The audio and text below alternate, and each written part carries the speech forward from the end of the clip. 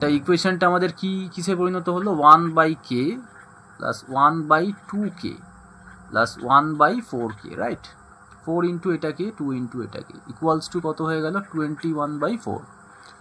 এবার দেখো এখানে এলসিএম কত হবে, মানে লসাগু, কে 2k 4k, এদের লসাগু কত হবে, 4kই হবে, কেননা 4k এর মধ্যে প্রত্যেকটা ডিভাইড হচ্ছে, তাই তো, এই জন্য 4k হচ্ছে এলসিএম বা লসাগু।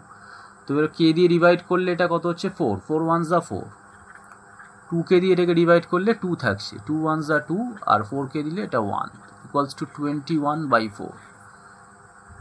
তাহলে এদিকে কত হচ্ছে 7, 7/4k ইকুয়ালস টু 21/4।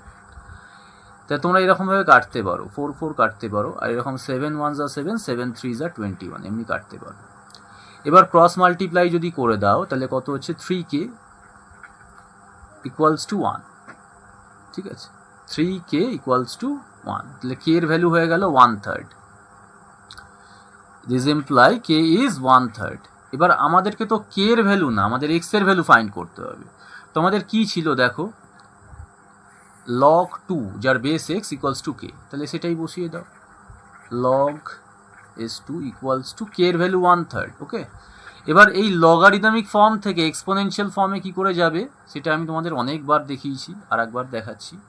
কি করব আমরা, তাহলে x to the power 1/3 equal to 2।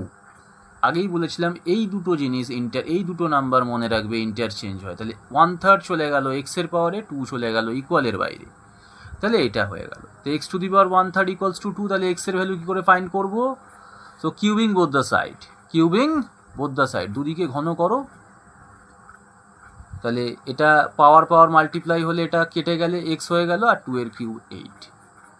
This is your final answer. ভালো লাগলে ফলো করো।